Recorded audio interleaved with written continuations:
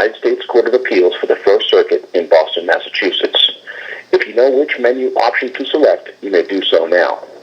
The First Circuit Court of Appeals is a federal appellate court. If you are trying to reach the Federal District Court for the District of Massachusetts, please press 1 to be transferred to that court. If you are trying to reach the First Circuit Court of Appeals and have a question about admissions to our bar, oral arguments, CJA issues, or if you would like to request court records, please press 2. If you would like to speak to an intake clerk, please remain on the line or press 3. Wait while I transfer your call.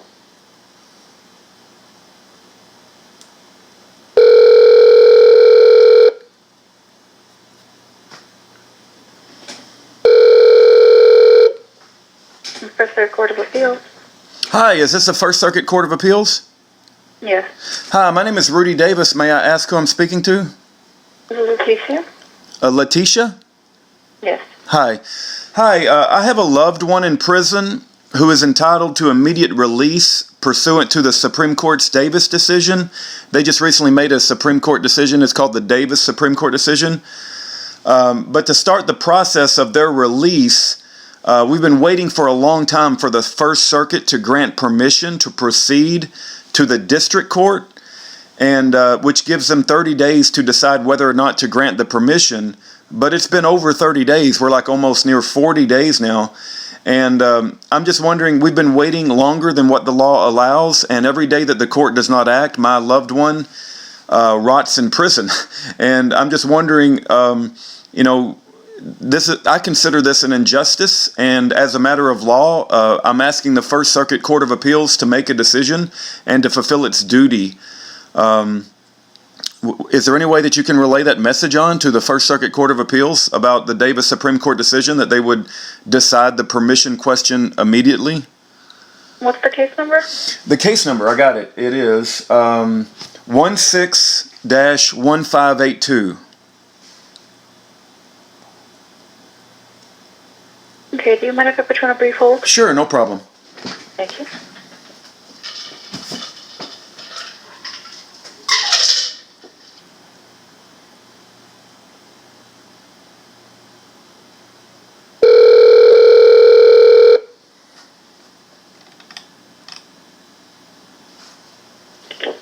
Court of Appeals, Dennis speaking.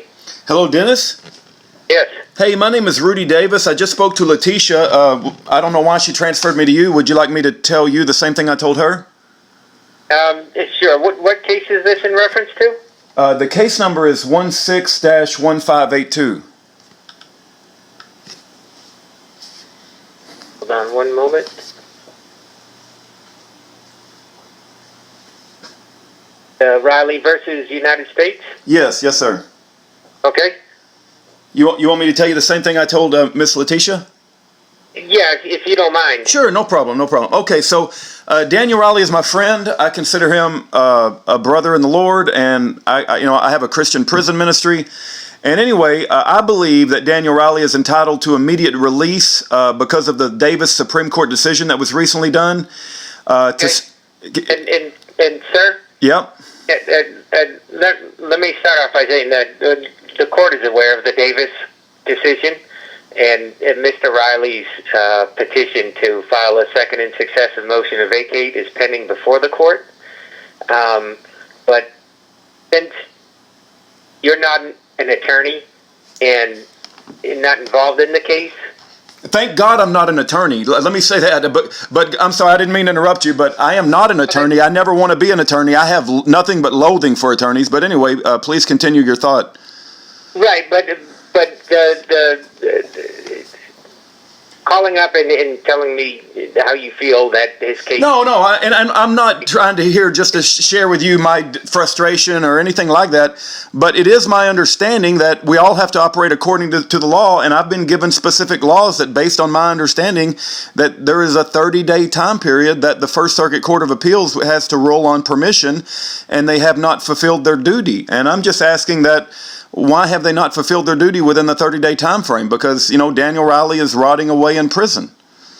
Right, and I understand that, and I feel your frustration on behalf of Mr. Riley. But the there are laws and statutes that are on the books that Well, and can certain things, but the court also has to take each case individually. Some cases are more complicated than others, and some things that are in statutes are recommendations and not requirements. And I haven't read the statute or recently read the statute that you're referring to, but I'm aware of the 30-day requirement or the 30-day time frame that's stated in the statute, but without reading it. when you said the statute, just to make sure we're talking about the same one, I'm referring to 28 USC 2244 B3D. That's the specific one that I'm referring to. Is that? And again, and I can't give you the citation off the top of my head because I haven't read it recently, but that sounds familiar. Like that would be the one.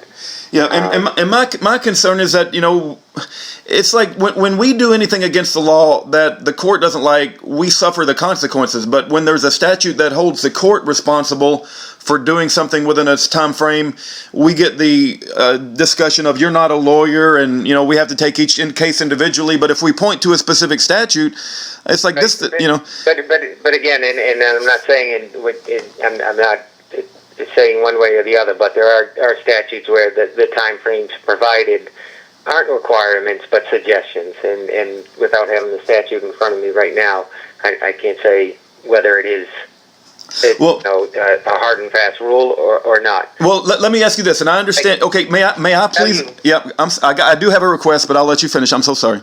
Yeah, what I can tell you is that that this matter is pending before the court. We're aware of the Davis ruling, and it's not.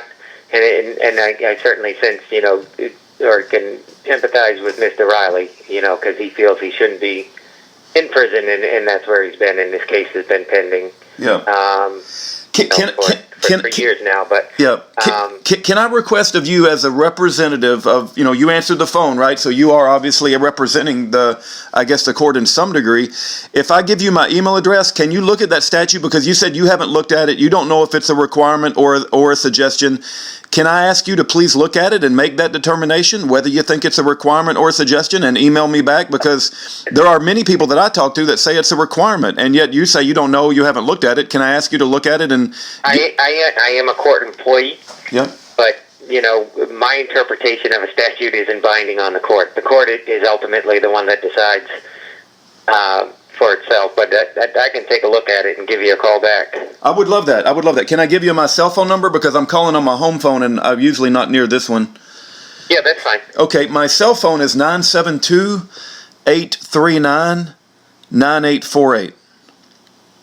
All right, so 972-839-9848. Right, and I'm just simply asking, someone that is representing the court, whether your official statement is this is a requirement or this is a suggestion, and if it's a requirement, why has it been ignored? If it's not going to be an official statement. Okay. Well, I'm curious on your opinion then. If you can give me, and maybe also where would I go as someone who loves Daniel Riley and wants his interests to be taken care of, not only get your opinion on it, as you said you're an employee of the court, but where would I go to get the official position of the court? I mean, there's got to be some place you can go.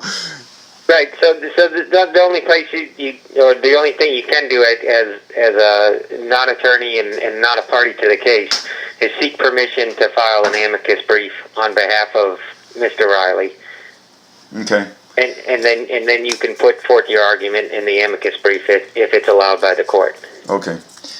All right. All right. Okay, Dennis, I thank you very much. Okay, and your name again? My name is Rudy, R-U-D-Y Davis, and you got my phone number.